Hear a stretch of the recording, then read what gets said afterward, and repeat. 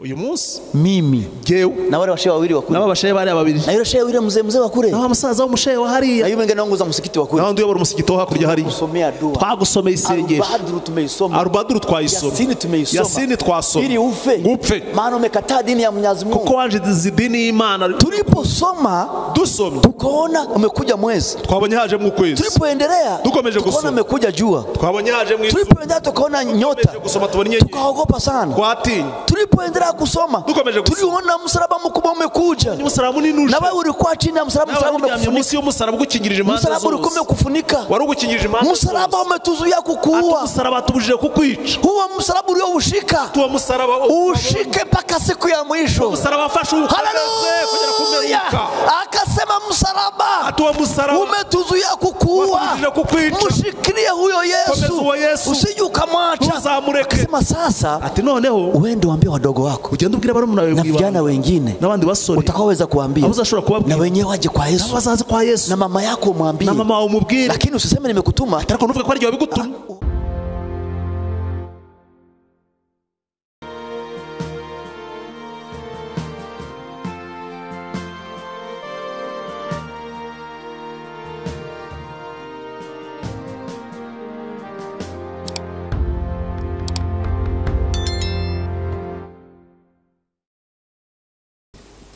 Haleluya, haleluya. Amen. Ninaitwa Bishop Rutagerwa Augustine. Naitwa Bishop Rutagerwa Augustine, kiongozi wa kanisa la Harvest International Ministries Rwanda. Umuyobozi w'itorero Harvest International Rwanda. Ninayo furaha ya ajabu kwa pamoja nanyi katika saa hii. Ndanezerewe cyane kuba ndi kumwe namwe muri iyi saha. Kwanza nimuombe mwenzangu naye awasalimie. Reka mansa y'umugenzi wanjye nawe abasuhuze. Nanjye amazina yanjye nitwa Pastor Ariko ntirushwa. Nanjye nkora umurimo w'Imana hano kuri ritorero yavuze rya Harvest International Rwanda. Watu wote ambao mnafuata hii ministry maombi everyday, Mungu awabariki sana. Abantu mukurikira izi nyigisho zo kuri YouTube zi ministeri Gusenga Everyday, Mungu awabariki sana. Imana ibahe umugisha cyane. Tunakwenda kuangalia kwenye kitabu cha Wafilipi katika sura ya 2. Tugiye kureba ijambo ry'Imana mu gitabo cy'Abafilipi ibice 2. Tutasoma kuanzia ule mstari wa 5 mpaka mstari wa 11. Turasoma duhereye ku murongo wa 5 tugeze ku wa 11. Iweni na nia hiyo hiyo ndani yenu ambayo ilikuwemo pia ndani ya Kristo Yesu, ambaye yeye mwanzo alikuwa yuna namna ya Mungu, naye hakuona kule kuwa sawa na Mungu kuwa ni kitu cha kushikamana nacho, bali alijifanya kuwa hana utukufu, akatoa namna ya mtumwa, akawa na mfano wa wanadamu. Tena alipoonekana ana umbo kama mwanadamu, alijinyenyekeza akawa mtii hata mauti, naam, mauti ya msalaba. Kwa hiyo tena Mungu alimwadhimisha mno, akamkirimia jina lile lipitalo kila jina, ili kwa jina la Yesu kila goti lipigwe, la vitu vya mbinguni na vya duniani na vya chini ya nchi, na kila ulimi ukiri ya kuwa Yesu Kristo ni Bwana, kwa utukufu wa Mungu Baba. Mugire wa mutima wari muri Kristo Yesu, uwo nubwo yabanje kugira akamero k'Imana, ntiyatekereje yuko guhwana n'Imana ari ikintu cyo kugundirwa, ahubwo yisiga ubusa, ajyana akamero k'umugaragu w'imbata, agira ishusho y'umuntu, kandi amaze kuboneka afite ishusho y'umuntu, yicisha bugufi, araganduka, ntiyanga no gupfa, ndetse urupfu rwo ku musaraba. Nicyo cyatumye Imana imushyira hejuru cyane, ikamuha izina risumba ayandi mazina yose, kugira ngo amavi yose apfukame mu izina rya Yesu, ari ibyo mu ijuru cyangwa ibyo mu isi cyangwa ibyo munsi y'isi, kandi indimi zose zihamye ko Yesu Kristo ari Uwiteka, ngo Imana Data wa twese ihimbazwe. Amen. Amen. Katika saa hii nakwenda kuzungumzia neno hili. Muri iyi saha ngiye kwigisha kuri iri jambo. Yesu jina lipitalo majina yote. Yesu izina risumba amazina yose. Katika dunia hii kuna watu mashuhuri wakubwa waliopita na waliopo. Muri iyi si hari abantu b'ibirangirire babaye ibyamamare, ari abakirari n'abatambutse batakiriho. Kuna watu waliojulikana sana katika historia ya ulimwengu huu. Hari abantu bamenyekanye cyane mu mateka y'isi. Katika vita ya pili ya dunia kuna mtu anaitwa Hitler, alijulikana sana ulimwengu mzima. Mwisi mu ntambara ya kabiri y'isi yose hari umuntu wabaye cyamamare amenyekana witwaga Hitler. Katika ile karne ya 18 kule Ufaransa kuna dikteta mmoja aliyejulikana sana.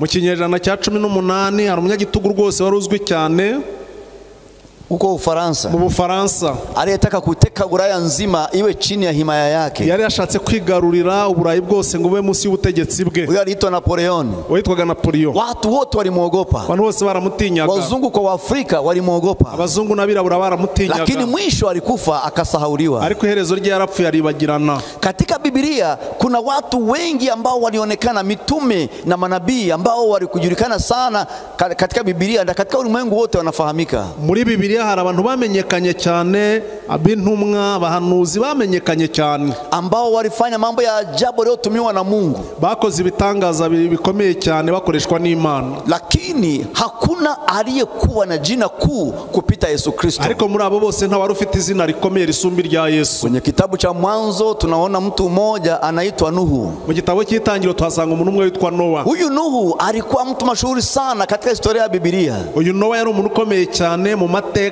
ya Biblia. Mpaka Mungu alipokwenda kugarikisha ulimwengu ilibidi amtaarifu mtumishi wake Nuhu. Nubwo Imana yajya guteza isi umwuzure byabaye ngombwa yuko Imana imenyesha inshuti yayo Noa. Maana Biblia inasema Nuhu alipata kibali bachoni pa Mungu. Kuko biratubwira ngo Noa yari yemewe mu maso h'Uwiteka. Lakini Nuhu hakuwa njia ya uzima. Ariko Noa ntiyari inzira y'ubugingo. Lakini Nuhu hakuwa mwokozi wa ulimwengu. Ariko Noa ntiyari umucunguzi w'abisi. Lakini Yesu Kristo. Ariko Yesu Kristo. Kila goti litapigwa mbele zake. Uriviri zamupfukamira. Na kila ulimi utakiri. Kandi urimi rwose ruzahamya kwamba Yesu ni Bwana. Ko Yesu ari Uwiteka ari umwami. Kwenye kitabu cha Mwanzo katika sura ya 12. Mwitangiriro ibice 12. Kuna mtu anaitwa Abrahamu. Hari umuntu witwa Abrahamu. Biblia inamuita rafiki wa Mungu. Biblia imwita inshuti y'Imana. Nilipokuwa nasoma Qur'an. Ubwo nasomaga Qur'an. Nilikuta inamuita kipenzi cha Mungu. Nasanze na Qur'an imwita ngo ni umukunzi w'Imana.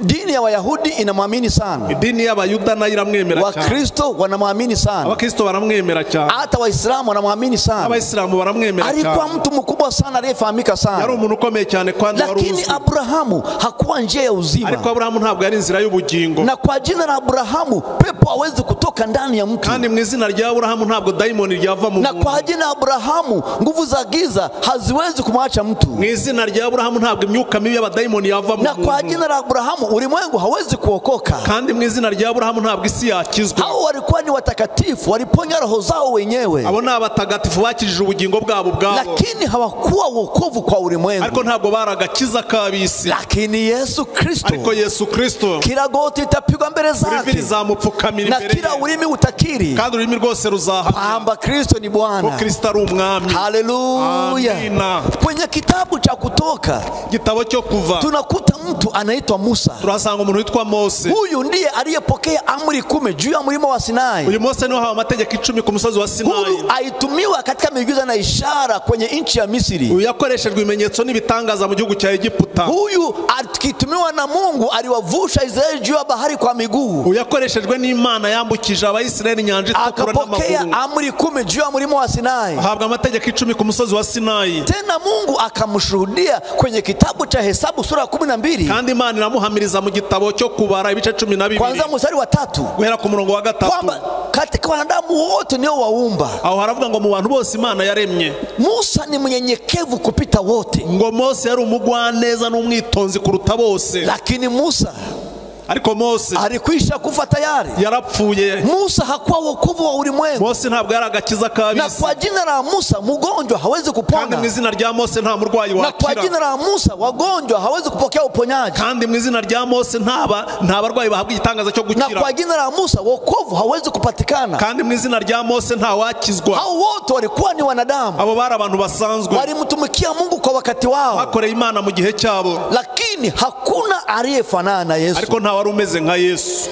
kwenye kile kitabu cha Isaya, muri Yesaya katika sura ya 6 ibice 6 tunaona mtu mwingine akiitwa Isaya. Huyu tuhabona uyu muntu nawe witwa Yesaya. Huyu Yesaya mpaka Mungu akaonekana kwake wazi wazi. Imana yaramwigaragarije arayireba n'amaso, wakazungumza, baraganira. Lakini pamoja na kwamba alikutana na Mungu akaongea, ariko hamwe n'ubwo yahuye n'Imana bakavugana, Isaya hakuwa njia ya uzima. Yesaya ntabwo yari inzira y'ubugingo. Isaya hakuwa wokovu kwa ulimwengu. Yesaya ntabwo yari agakiza kabisi. Alikwisha kufa na makaburi yao yako paka leo. Yarapfuye, abo bose barapfa, ibituro byabo birahari na n'uyu munsi. Lakini Yesu Kristo, ariko Yesu Kristo yuko hai, ni muzima. Yesu yuko hai, Yesu ni muzima. Yesu yuko hai, Yesu ni muzima. ana jina lipitalo majina yote, afite izina risumba amazina yose. Kwenye kile kitabu cha Samueli wa kwanza, muri Samueli wa mbere, tunaona mwingine anaitwa Daudi. Tusanga muntu witwa Daudi aliyepigana vita za Waisraeli, mpaka Mungu akamshuhudia kwamba kugeza ubwo Uwiteka yamuhamirije ati, huyu Daudi ana moyo kama wa kwangu unaonipendeza. Huyu Daudi afite umutima umeze nk'Imana yishimira, ana moyo unaonipendeza, afite umutima nishimira. Pamoja na kwamba alikubaliwa na Mungu, hamwe n'ubwo yemewe n'Imana, pamoja na kwamba alimpendeza Mungu, hamwe n'ubwo yanejeje Imana, pamoja na kwamba alipigana vita za Waisraeli, hamwe n'ubwo yarwanye intambara z'Abisirayeli, lakini hakuwa njia ya uzima. ntabwo yari inzira y'ubugingo. Na kwa jina la Daudi watu hawezi kuokoka. Kandi mu izina rya Daudi ntabwo abantu bakira. Katika Agano Jipya, mw'isezerano rishya, kuna mitume wengi, hari intumwa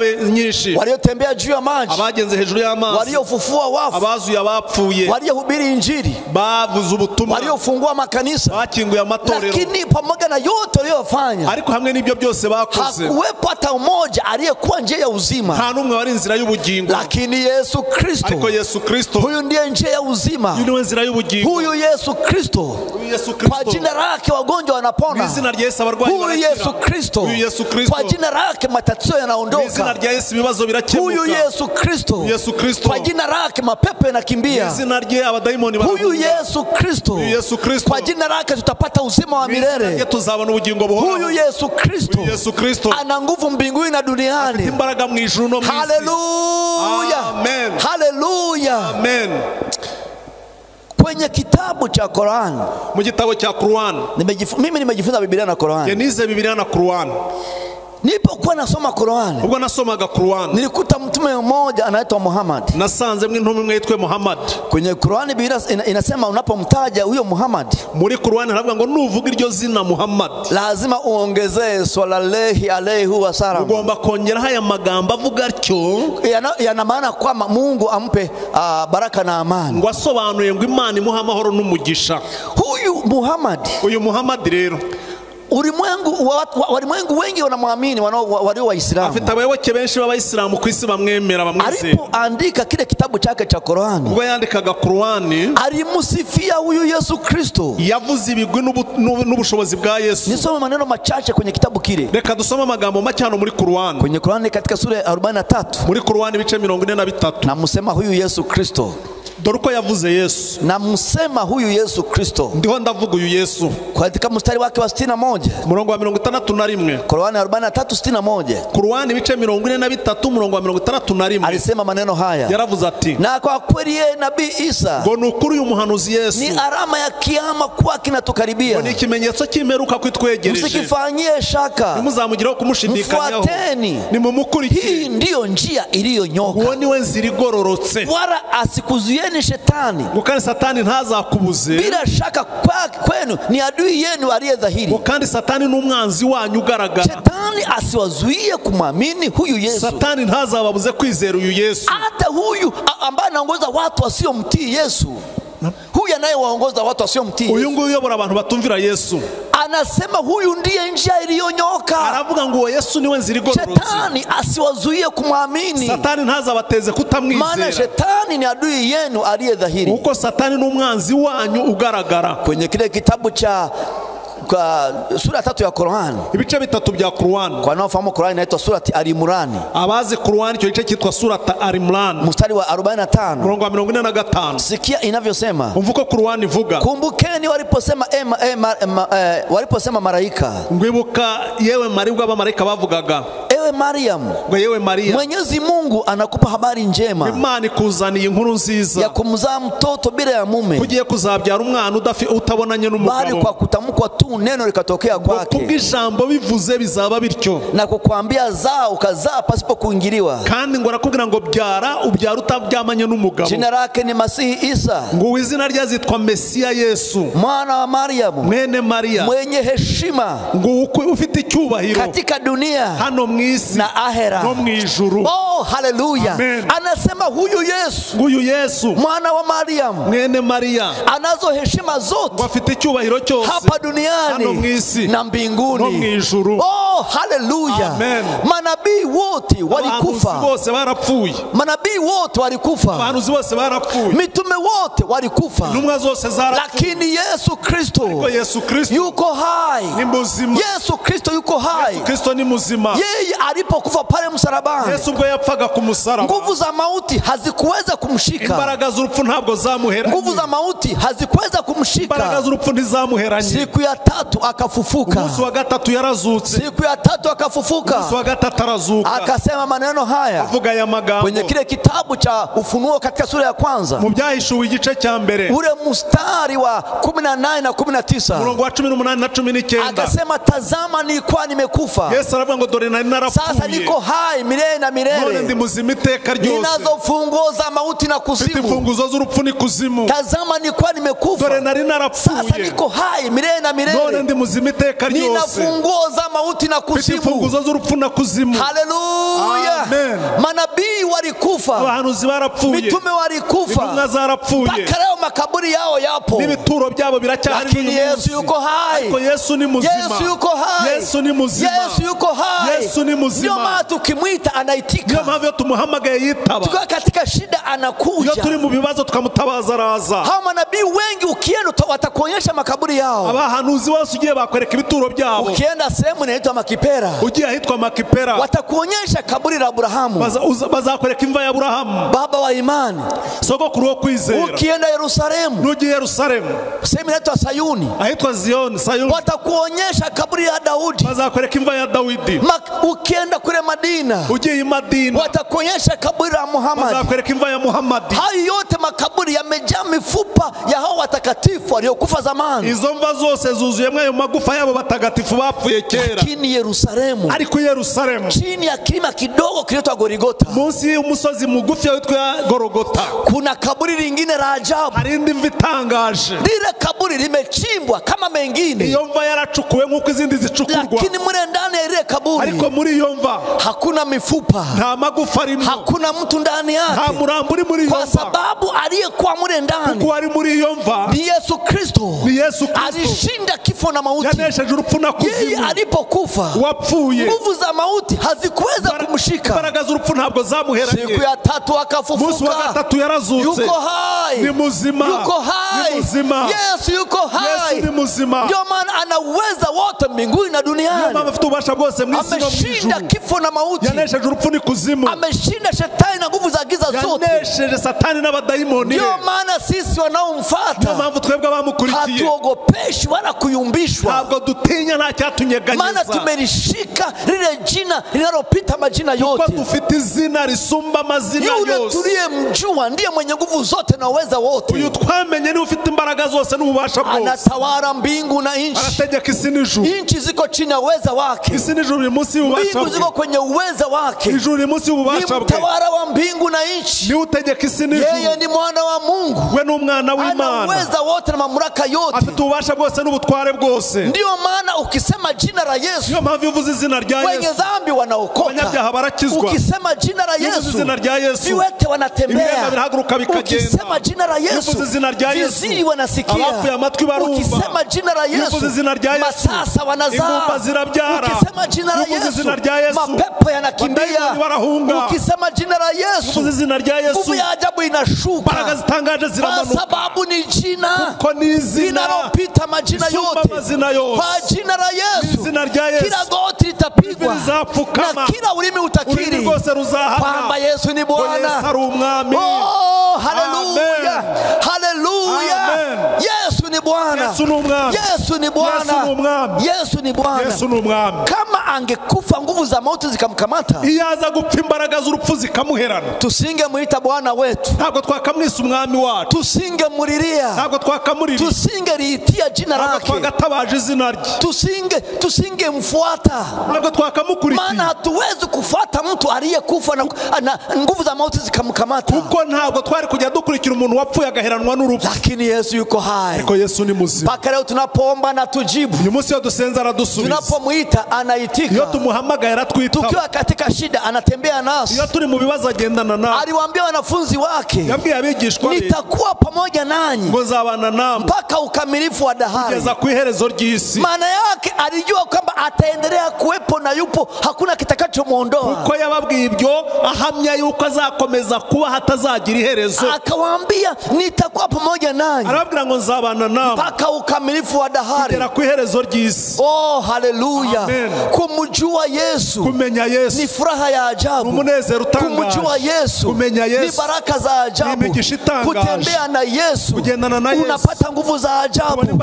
Kuwa ndani ya Yesu Kristo, una ulinzi wa ajabu, kwa sababu uliyemwamini kuko twizeye ana uweza wote. Ububasha bwose. Kwenye kile kitabu cha Ufunuo katika sura ya kwanza, mu Byahishuwe igice cya mbere, mstari wa 17 na 18 na 19, umurongo wa 17 na 19, alisema, tazama nilikuwa nimekufa, aravuga ngo dore nari narapfuye, sasa niko hai milele, none ndi muzima iteka ryose, nina funguo za mauti na kuzimu. mfite imfunguzo z'urupfu na kuzimu. Shetani asikutishe, satani ntakagukana, shetani asikogopeshe, satani yigutera ubwoba. Yesu ndiye mwenye funguo. Yesu niwe ufite imfunguzo. Anaposema funguo ana maana gani?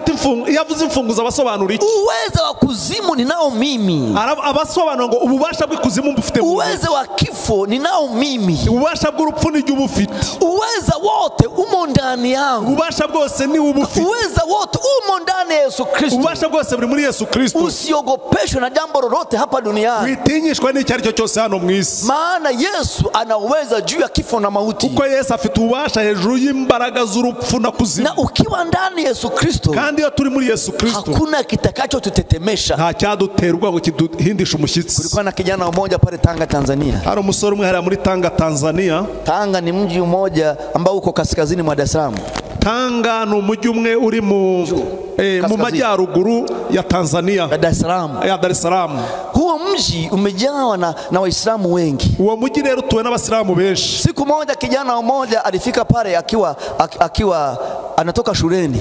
Umusore umwe rero yigeze kuba agenda muri uwo mujyi avuye ku ishuri. Baba yake alikuwa ni shehe wa Kiislamu. Se yari umushehe w'Umwisilamu. Shehe mkubwa sana.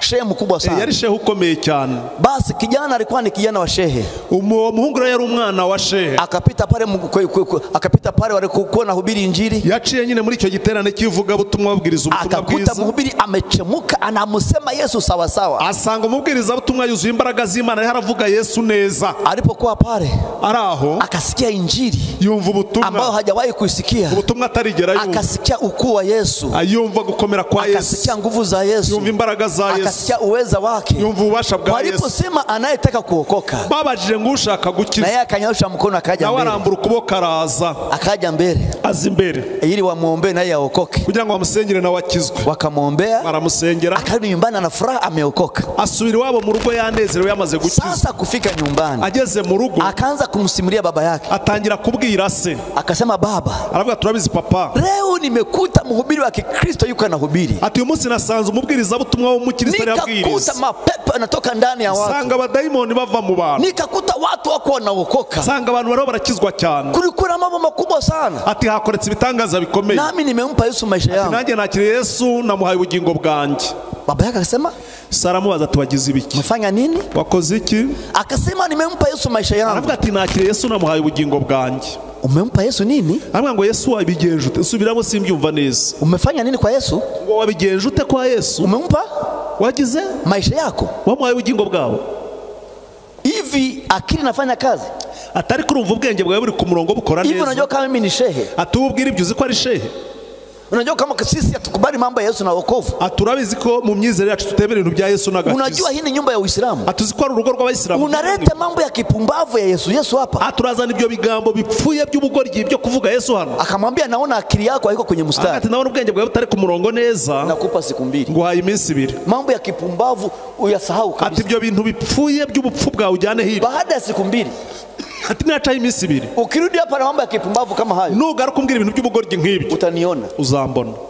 Kesho yake kijana katoka shuleni. Bukeye bwa umuhungu ava ku ishuri rero. Kaja na vitabu vyake. Aza nibyo bitabo bye. Akamwona mzee akamsalimia. Areba sara musu ati mzee. Shikamo mzee. Ati mzee shikamo. Tanzania wana adabu sana. Nuko rwose bukinyabupfura cyabo baramukanya cyane Tanzania hari. Unainama kidogo kama unamamo gaki umuntu akurutuka mu muhicyubahiro. Kama unapiga goti kidogo. Gasa nk'upfukamamwe. Kama mzee shikamo. Ati mzee shikamo. Unanisalimia vitu gani? Aturandamutse bikisha. Bado mambo ya Yesu yamo ndani yako au yashatoka? Ati bya bintu bya Yesu biracyari muri cyangwa byagushizemo. Akasema mzee furaha nilionayo. Aravuga ati papa umunezero ufite. Yani sitamani hiyo furaha itoke ndani ya moyo wangu. Ati sinakuvuza ko ibyo byishimo byamvamo. Sema bado unajeuri, uracyafite umutwe uremereye, bado akili haijarudi. Atubwenge ntiburasubira ku murongo. Akamwambia imebaki siku moja. Ati nahubwe ko hasigaye umunsi umwe sha. Kesho yake tena bukeye bwaho alipotoka shuleni, muhungu avuye ku ishuri, kaja na vitabu vyake, azana amakaye y'ishuri. Msalimia mzee shikamo. Aramutsa ati mzee shikamo. Kusema usinisalimie. Ati ntiwongere kundamutsa. Mambo ya Yesu bado unayasema au vimekwisha? Ati bya Yesu uracyavuga cyangwa byagushizemwo? Akamwambia mzee. Aramubwira ati mzee, mimi siwezi kumkana Yesu. Ati mu byo ntakora sinakora. Nilikuwa nafanya dhambi nyingi. Ati nakoraga ibyaha byinshi. Sasa amenisamehe. None yambabariye. Sasa unaona shida gani kama nimemwacha dhambi? Nikihe kibazo wagize kuko nakijije? Nilikuwa nazini hujui. Nasambanaga nguhisha. Nilikuwa naiba hujui. Nibaga nguhisha. Nilikuwa nafanya mambo ya kipumbavu hata hujui. Nakoraga ibintu by'ibyaha by'ubugoryi. Sasa leo nimeviacha imekuwa shida. Uyu munsi nabiretse none ugize ikibazo. Asema kumbe akili yako bado haijarudi. Atubwenge bwawe ntiburasubira ku murongo. Kamata vyako toka kwangu weka kafiri. Byawe genda wanjishiwe wa mukafiri we genda. Sema mambo ya kipumbavu Yesu hapa. Ibintu by'ubugoryi bivuga hano. Kijana kamata vitabu vyake. Mungu afata ibitabari. Bata begi lake akaweka mizigo yake. Nguo za shule. Afata imyenda y'ishuri arazinga n'ibitabo bye n'ibindi byose. N'utwenda twe. Kwenye kabegi. Shyira mu gakapu. Akaenda kwa orokore. Yigira mu barokore. Akaenda kaka. Aragenda acumbikayo. Baada ya siku haciyeho igihe nguo zikiisha, imyenda yashira, wanachanga anampa zingine. Barokore bakamushakira indi myenda bakamuha. Hera ya shule ikiisha, minerivare yabura, wanachanga wanamlipia. Bagaterateranya bakamwishyurira. Mzee akikutana naye kwenye mitaa ya mji wa Tanga, wa musaza yahura n'umuhungu we muri yo makaritsiye yo muri Tanga, anaona kijana ananawiri, kabona umusore arabyibushye, ana nguo zingine ambazo hakumununulia, imyenda atamuguriye. Akasema sijafanya kitu. Ati ntacyo ndakora. Mimi nilimfukuza araye njaa baridi mpige. Ati naramwirukanye ngo yicwe nimbe hasonza garuke. Shuleni school fees iishe bamfukuze. Ku ishuri bamwirukanire minerivare. Arare inji akose pa kurara. Arare hanze araraguza buraharara. Airudie dini yetu ya Islam, dini ya Mwenyezi Mungu Subhanahu wa Ta'ala. Atagarukira dini y'Imana imwe rukumbi yacu. Sasa nilipomfukuza hali imekuwa nzuri zaidi. Ati ndamwirukanye none ndabona ibintu byaraciyemo. Hivi nimefanya nini? Ntacyo nakoze pe. Sema ngoja. Ati buretse tutampiga mpaka mkane huyo Yesu. Ati tuzamukubita rinde yihakana Yesu. Akaenda akatafuta vijana kama 50 na fimbo. Aragenda wa musaza atoranya abasore b'inkorokoro nka 50 n'inkoni. Wakakata viboko vizuri sana. Baca inkoni nziza. Wakaenda akaificha kwenye chumba cha msikiti. Baragenda inkoni bazihisha mu cyumba cy'umusigiti. Kila mmoja ameleta rundo. Buri muntu yarezanye umurundo w'inkoni. Amejiandaa kupiga kafiri. Biteguye gukubita umukafiri. Basi akaweka kule.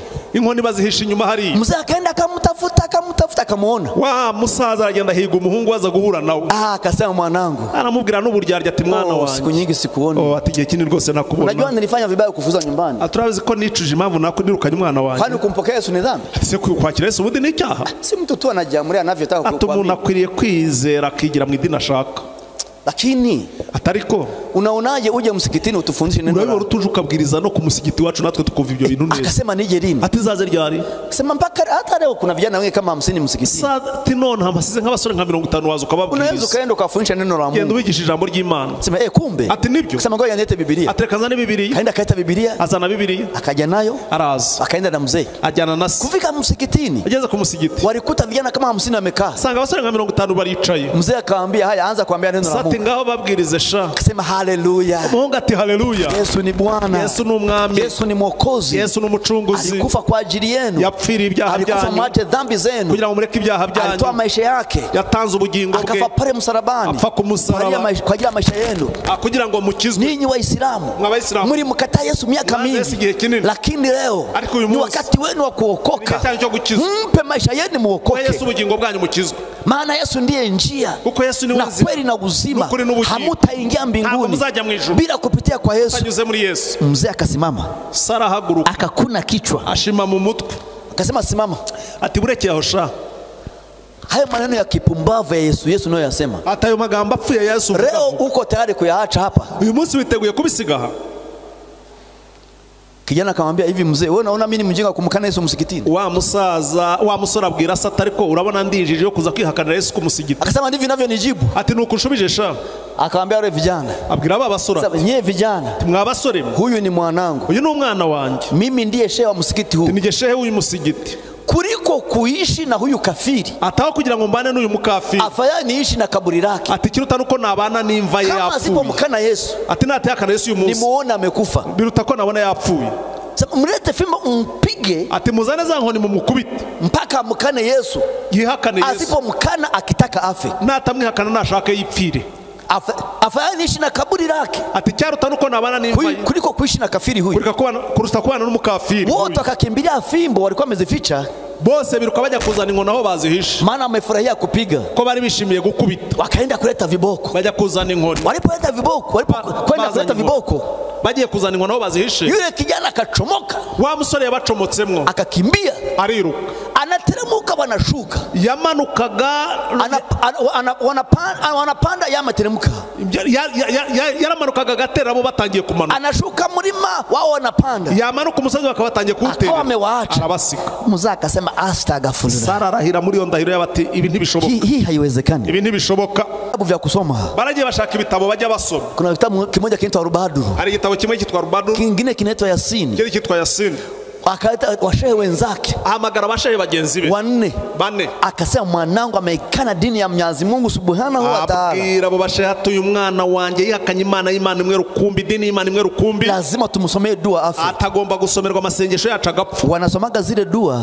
Dore ayo masengesho barayafata bakayasoma. Wanasomaga zile dua. Basoma ayo masengesho. Wakisoma dua. Basoma isengesho. Wanajua tukisoma hapa ataweuka. Babazi ko aho bari busome agasara. Tukisoma hapa ataweuka. Baravuga bati nidusoma hano arasara. Tukisoma ile sura ya hapa. Bati nidusoma kile gice cyahari anacyo. Atapata ajali. Arahura n'impanuka. Tukisoma hapa nidusoma hano atakufa lazima. Naho nitwasoma arapfa. Wana njia nyingi wanafanya. Bafite uburyo bwinshi bakoresha. Wewe uliyemjua Yesu. Wewe wamenye Yesu. Wewe umfurahia Yesu tu. Ujye unezererwa Yesu. Ulinzi wake ni mkubwa kwako. Ulinzi bwa Yesu burakomeye. Basi akaita wenzake wanafanyaje? Dore uko babigenza baterero. Mara nyingi watumia kuleta karai ya maji. Bakunze gukoresha ibase y'amazi bakayizana. Mara nyingi wanazofanya. Ari uburyo bwinshi bakoresha. Wanaanza kusoma zile dua. Bagatangira bagasoma ayo masengesho yao. Wakisoma zile dua. Iyo basomye ayo masengesho. Sura yako inakuja ndani ya maji. Ishusho yawe iza muri y'amazi mwibase. Kwa hiyo wanachukua mkuki. Bagafata icumu. Au panga. Cyangwa umuhoro. Au upinde. Cyangwa umwambi. Wanakupiga mure ndani ya maji. Bakagucumitira muri y'amazi. Dakika hiyo maji yanakuwa damu na kufa. Iyo munota amazi itahinduka amaraso. Hata kama uko Ulaya. Nuko waburi Ulaya. Wanasikia amekwenda. Bakumva ngo runaka yagiye. Na wenyewe leta karai maji akaanza kusoma. Nabo bazana ayo mazi batangira gusoma. Wakaizunguka karai. Bazenguruka ya karai yabase bashizeho amazi. Mashehe 4 na yule baba yao 5. Abashehe 4 na se wa 5. Wakasoma zile sala wakasoma. Basoma mu masengesho barasoma. Walipoenda kusoma, bagikomeje gusoma, wakaona kawaida sura ya mtu inakuja ndani ya maji wanaiona. Ubusanzwe bari basoma izo sura zabo, ishusho y'umuntu iza mu mazi bakayibona. Wanamfanyia anavyotaka. Bakamukorera ibyo bashatse. Waliposoma, basoma, wakaona imekuja sura ya mwezi. Babona haje mu ishusho y'ukwezi muri ya mazi. Sema hii ni nini? Bari baza bati bini ibiki? Tunasoma unakuja mwezi. Turasoma hakaza mu ukwezi. Hii sura sio ile tulisoma juzi jamaa yule akafa. Batangira kwaza bati kira gice cyo twasomeye umuntu hambere agapfa. Mbona unakuja mwezi? Ko haje mu kwezi. Walipoendelea kusoma, bakomeje gusoma, wakaona imekuja sura ya jua. Babona haje mu ishusho y'izuba. Sema lakini hii sijui inafanya. Rero nabyo ntibisanzwe, nabyo tubona ntabwo bisanzwe kabisa. Walipoendelea kusoma, bakomeje gusoma, wakaona zimekuja nyota za mbinguni. Babona haje mu inyenyeri muri y'amazi, ishusho y'inyenyeri zo mu ijuru.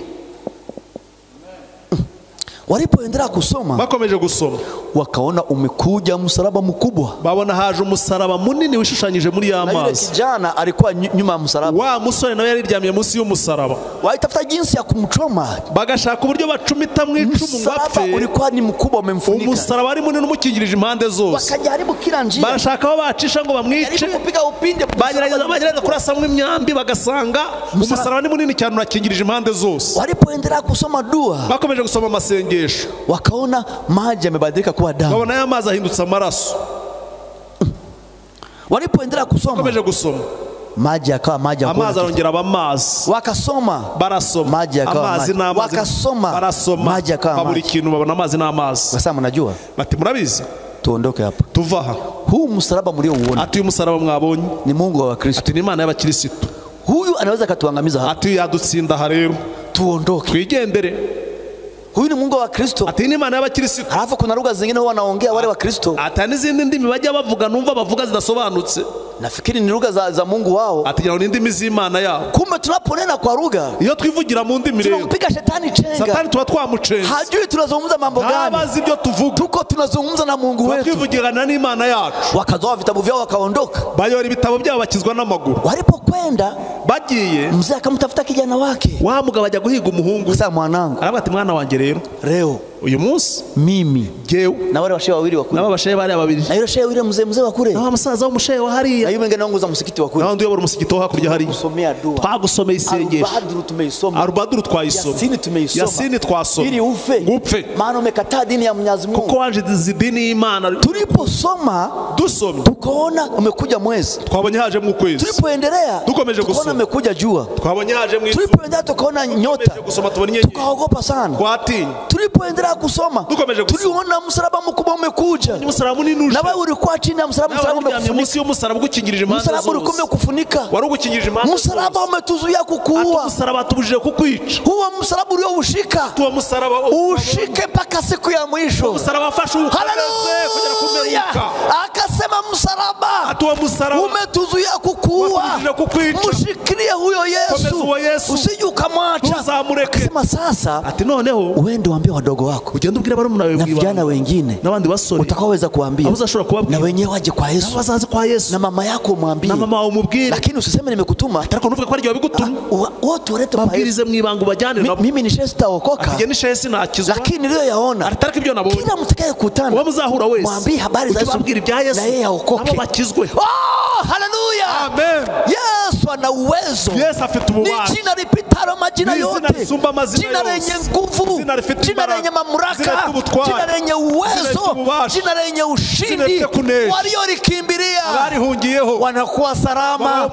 Nami nakwambia kwamba huyo Yesu uliyemshika, mshike mpaka siku ya mwisho. Na kama haujamshika, kama hujamjua, leo umpe moyo wako.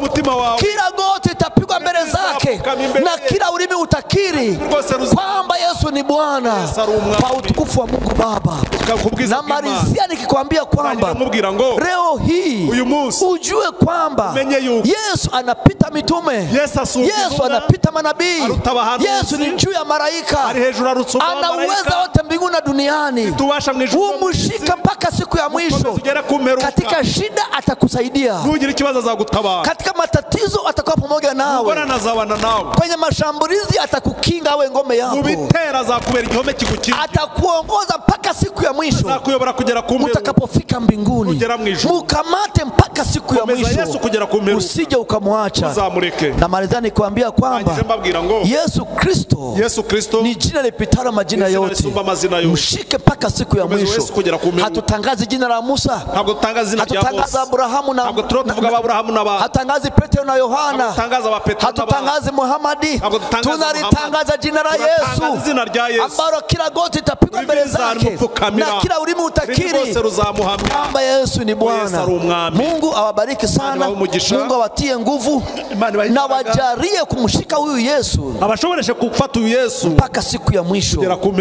Nyie mnaofuata Gusenga Everyday, mwebwe abakurikira Gusenga Everyday, fanya subscribe, kore subscribe, toa comment, kore commentaire, tena kama unaweza kandi niba ufite n'ubushobozi utowe hata support kusudi tuendelee kufanya kazi hii, wagira n'icyo utanga ku nkunga yo kugira ngo ubutumwa bugere kure, na Mungu atakubariki sana. Imana izaguhera umugisha. Mungu akubariki sana.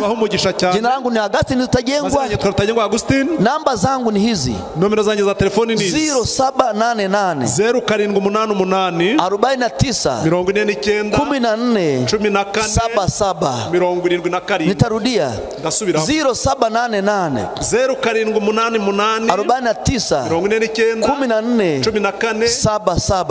14 ninaombea baraka za Mungu.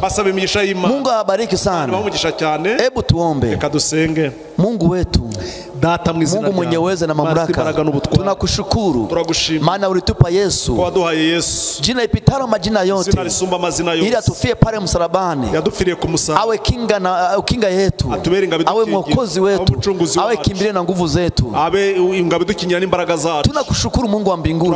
Waliosikia neno hili Bwana, watie nguvu, wamshike Yesu, wasije wakamwacha siku zote za maisha yao, wawe ndani Yesu Kristo, wala wasitoke. Tunakushukuru. Wenye shida wasaidie, wagonjwa waponye kwa jina la Yesu, wenye mahitaji wote ukutane nao, wazione nguvu zako na uweza wako, waone uweza wa Yesu Kristo. Ninakushukuru. Ubarikiwe na utukuzwe kwa jina la Yesu. Amen. Amen. Tunafanya kazi ya Mungu Kibagabaga karibu na Radio Maria. Dukorera umurimo w'Imana Kibagabaga hafi ya Radio Maria. Kanisa letu limeshikana na Radio Maria. Itorero ryacu rifatanya na studio za Radio Maria Rwanda. Ukitaka kututembelea karibu sana. Dushaka kudusura uzadusure. Ubarikiwe na Bwana. Imana ibahe umugisha. Amen. Amen.